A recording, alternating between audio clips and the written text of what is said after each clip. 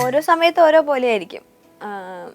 പറഞ്ഞ മാതിരി കടൽ കാണുമ്പോഴോ മഴ കാണുമ്പോഴോ അങ്ങനെ എനിക്ക് പറയാനറിയില്ല. അങ്ങനെ ഭയങ്കര റൊമാൻറ്റിക് ആയിട്ട് തോന്നിയിട്ട് പാടാറുണ്ടോ എന്നുള്ളത് ഓരോ പോലെ. എനിക്ക് ചിലപ്പോഴൊക്കെ ഒറ്റയ്ക്ക് ഇരിക്കുമ്പോഴാണ് കുറേം കൂടി സന്ധ്യ അത് പ്രധാനപ്പെട്ടൊരു സമയമാണ്. അപ്പോഴൊക്കെ എനിക്ക് പിന്നെ മഴ പെയ്ത് സേഫായിട്ട് അകത്തിരുന്ന് പാടാൻ ഇഷ്ടമാണ്. അതൊക്കെ ഭയങ്കര എന്താ പറയുക, ക്രൂരമായിട്ടുള്ള ആസ്വദിക്കൽ രീതിയാണ് തോന്നുന്നു. പുറത്തൊന്നും ഇറങ്ങാണ്ട് ഭയങ്കര സേഫായിട്ട് ഉള്ളിലിരുന്നിട്ട് മഴ പുറത്തേക്ക് നോക്കിയിട്ട് കണ്ട് ആസ്വദിക്കാറൊക്കെ ഉണ്ട്. അങ്ങനെ പാടുന്ന പാട്ടുകൾ എന്ന് പറയാവുന്നത് അങ്ങനത്തെ സമയത്തൊക്കെ എനിക്ക് പാടുന്നേക്കാൾ കൂടുതൽ പാട്ട് കേൾക്കാനാണ് ഇഷ്ടം. എനിക്ക് മെഹദി സാബിൻ്റെ പാട്ടുകളൊക്കെ കേൾക്കാൻ ഭയങ്കര ഇഷ്ടമാണ്. തൻഹാ തൻഹാ മത് സോച്ചാ കർ മർ ജായേഗാ മർ ജായേഗാ മത് സോച്ചാ കർ തൻഹാ തൻഹാ മത് സോച്ചാ കർ. അങ്ങനെ കുറേ പാട്ടുകൾ.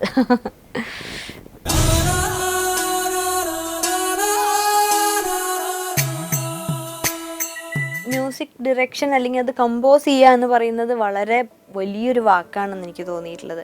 അതിൽ എത്രയോ വർഷങ്ങളുടെ സാധന ഇൻവോൾവ് ആണ്. പിന്നെ അതൊരു പ്രത്യേക ടാലൻ്റ് ആണല്ലോ.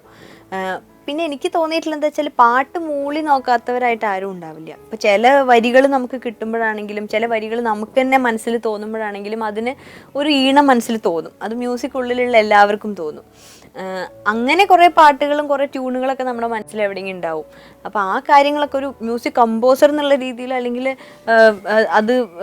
അതിനെ മൊത്തം ഡിസൈൻ ചെയ്യാന്നുള്ള രീതിയിൽ നമുക്ക് തോന്നിയ കുറച്ച് ഈണങ്ങൾ റെക്കോർഡ് ചെയ്യണം എന്നൊക്കെ ആഗ്രഹമുണ്ട്. അത് ഇപ്പോഴല്ലെങ്കിലും അതിങ്ങനെ കുറേ നാൾ കഴിയുമ്പോൾ അത് എന്തൊക്കെ മാറ്റം വരുന്നു, ആ ആഗ്രഹം എത്രത്തോളം സ്ട്രോങ് ആയിട്ട് നിലനിൽക്കുന്നു എന്നതിനനുസരിച്ചിട്ട് അത് റെക്കോർഡ് ചെയ്യണം എന്നുണ്ട്.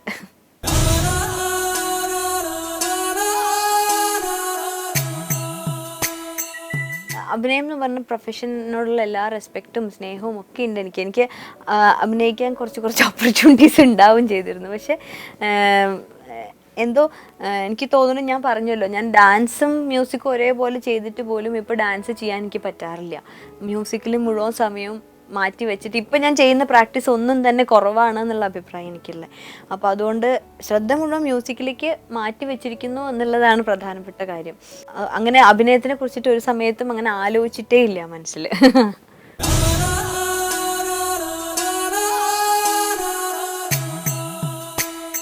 ഒരു പരിധി വരെ ഇപ്പം നമ്മളുടെ വേഷമാണെങ്കിലും ഒക്കെ നമ്മളെ കുറച്ചും കൂടി കോൺഫിഡൻ്റ് ആക്കുന്ന ആളുകൾക്ക് ഭംഗി തോന്നിക്കുന്ന രീതിയിൽ പ്രസൻറ്റ് ചെയ്യണതിൽ തെറ്റൊന്നുമില്ല. ഭംഗിയുള്ള എന്തും നല്ലതാണ്.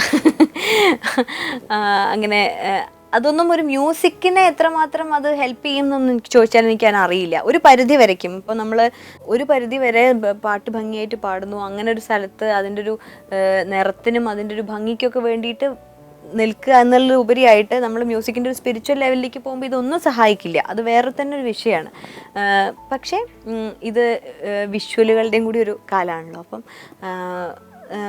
കോൺഫിഡൻ്റ് ആയിട്ട് പ്രസൻറ്റ് ചെയ്യുക, അവനവനെ പ്രസൻറ്റ് ചെയ്യുക എന്നുള്ളത് വളരെ പ്രധാനപ്പെട്ടതാണ്. പിന്നെ ഈ പെർഫോമൻസ് എന്നൊക്കെ പറയുന്നത് നമ്മൾ ഏറ്റവും കംഫർട്ടബിളായിട്ട് എന്ത് ചെയ്യുന്നു. ഇപ്പോൾ ഒരു പാട്ട് പാടുന്ന സമയത്ത് എനിക്ക് പല സമയത്തും അനങ്ങാണ്ട് നിൽക്കുമ്പോഴാണ് ഞാൻ കൂടുതൽ കംഫർട്ടബിൾ ആവുന്നത്.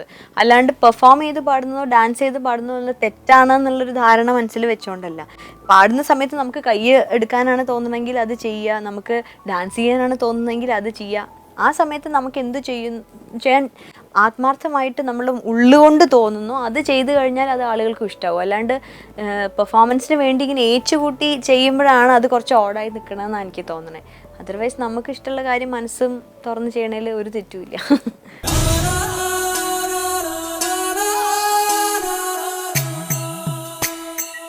നമുക്ക് ഇവിടെ നിന്നിട്ട് ബീങ് എ സൗത്ത് ഇന്ത്യൻ നമുക്ക് ബോളിവുഡിൽ പാട്ട് പാടുക എന്നുള്ള എത്രമാത്രം എളുപ്പമുള്ളതാണെന്ന് എനിക്കിപ്പോഴും അറിഞ്ഞൂടാ. I doubt.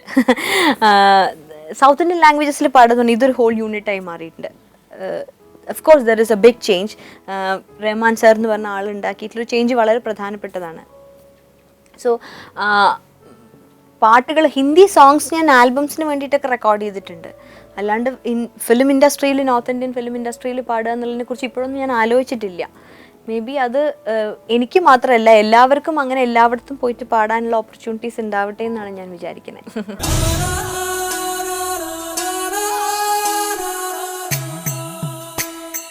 മ്യൂസിക്കിനോടൊപ്പം ഡാൻസും കൊണ്ടുപോകുന്നുണ്ടായിരുന്നു. അപ്പോൾ ഐ തോട്ട് മ്യൂസിക് എടുത്ത് പഠിക്കുകയാണെങ്കിൽ ഡാൻസ് ചെയ്യാൻ പറ്റില്ല എന്ന ഒരു ഇതുണ്ടായിരുന്നു. പിന്നെ എനിക്ക് മ്യൂസിക് മെയിൻ എടുത്തിട്ട് പഠിക്കണം എന്നുള്ള ആഗ്രഹം അങ്ങനെ തോന്നിയിട്ടില്ല. ഒരു അക്കാഡമിക് സെറ്റപ്പിലേക്ക് മ്യൂസിക്കിനെ കൊണ്ടുപോകണം എന്നുള്ളത് തോന്നിയിട്ടില്ല. ഞാൻ വിചാരിച്ചു എനിക്കിഷ്ടമുള്ള പാട്ടുകൾ കേൾക്കാനും പലതരത്തിലുള്ള ജോണേഴ്സിനോടും എക്സ്പോഷർ ഉണ്ടാവാനും ഒക്കെ വേറൊരു സ്ട്രീം പഠിച്ചുകൊണ്ട് മ്യൂസിക് ചെയ്യണമായിരിക്കും നല്ലതെന്ന് തോന്നി.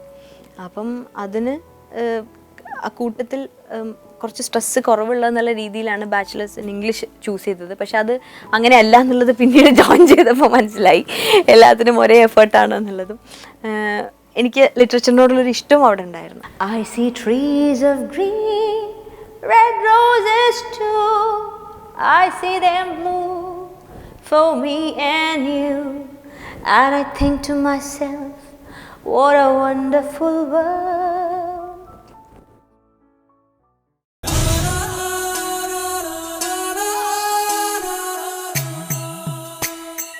Abida ji has influenced me a lot.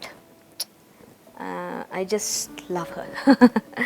Jagjit ji and Ghulam Ali Sahab, we have been listening to them. We just adore their songs and all. But still, Abida ji is like, she sings from the heart. All of them. But I don't know. I don't have any particular reason. But she makes me feel happier. She makes me feel cry at times. जब से तूने मुझे दीवाना बना रखा है, संग हर शख्स ने हाथों में उठा रखा है. जब से तूने मुझे दीवाना बना रखा है, पत्थरों आज मेरे सर पे बरसते क्यों हो, पत्थरों आज मेरे सर पे बरसते क्यों हो. मैंने तुमको भी कभी अपना खुदा रखा है. जब से तूने मुझे दीवाना बना रखा है, जब से तूने मुझे दीवाना बना रखा है.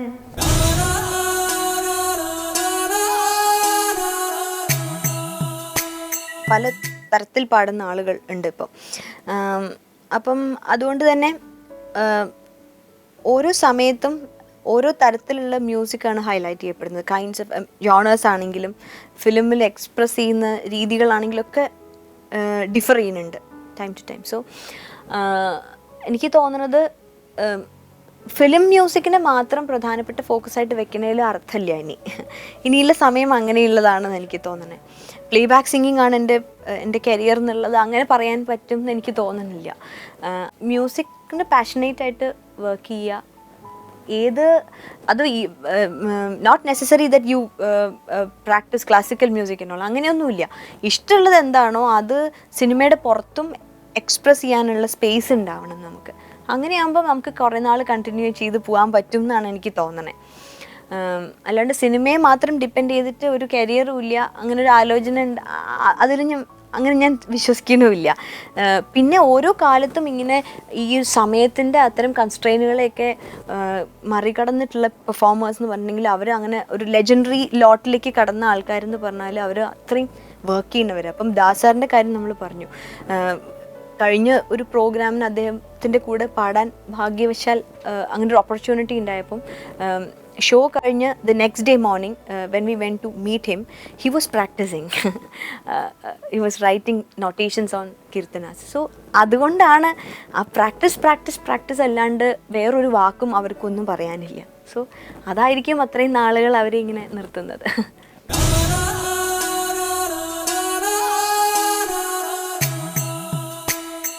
പലപ്പോഴും when we get some songs, I mean playback സിംഗിങ്ങിൽ അത്തരം പാട്ടുകൾ കിട്ടുമ്പം we try to sing it.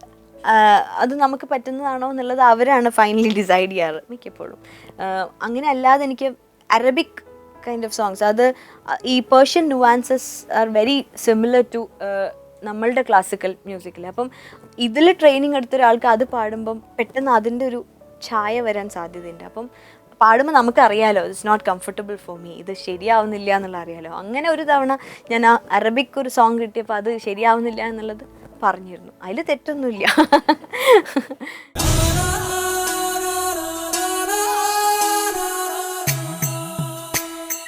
It's A kind of, നോക്കൂ, ഇത് ആക്ടിങ് മാതിരി തന്നെയാണ്. ഞാൻ നേരത്തെ പറഞ്ഞ it's A kind of vocal acting. So ഓരോ പാടുന്ന വരികളും അല്ലെങ്കിൽ പാടുന്ന ട്യൂണുകളും അതൊന്നും നമ്മളല്ല. നമ്മൾ ആ സമയത്ത് അത് അഭിനയിക്കുകയാണ് എന്നുള്ള വിചാരിച്ച് ചെയ്യേണ്ട കാര്യം മാത്രമേ ഉള്ളൂ. ചില ഇപ്പം ഫിലിംസിനൊക്കെ വേണ്ടി വരുന്നത് അധികവും ക്വാളിറ്റി ലൈൻസും ക്വാളിറ്റി മ്യൂസിക്കും ഒക്കെ തന്നെയാണ്. Very definite about what the are doing. So അതല്ലാണ്ട് ചില സമയത്ത് നോൺ ഫിലിമി ഇത് വരുമ്പം പലതരത്തിലുള്ള പാട്ടുകളും വരാറുണ്ട്. അപ്പം നമുക്ക് തീരെ അർത്ഥം തോന്നാത്തതൊക്കെ ആണെങ്കിൽ ചില സമയത്ത് നമ്മളൊരു സജഷൻ എന്നുള്ള രീതിയിൽ പറയും. അത് ഉൾക്കൊള്ളാൻ മനസ്സുള്ള ആളുകൾ ചിലപ്പോൾ അത് സ്വീകരിക്കാറുണ്ട്. ചില സമയത്ത് അത് പാടേണ്ടി വരാറുണ്ട്.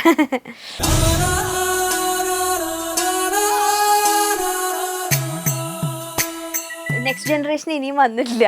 I belong to this generation. മാത്രമല്ല ഞങ്ങൾ മുമ്പുള്ള ജനറേഷൻ്റെ എന്താ പറയാനുള്ളതെന്ന് കേൾക്കാൻ ആഗ്രഹിക്കുന്ന ആ ഒരു I belong to that very generation. So എൻ്റെ കൂടെയുള്ള അല്ലെങ്കിൽ ഇപ്പം എന്താ പറയുക പാടാൻ ആഗ്രഹിക്കുന്ന കുഞ്ഞു കുട്ടികളുണ്ടല്ലോ, അവരോട് എനിക്ക് എപ്പോഴും പറയാനുള്ളത് പ്രാക്ടീസ് ചെയ്യുക എന്നുള്ളത് മാത്രമാണ്.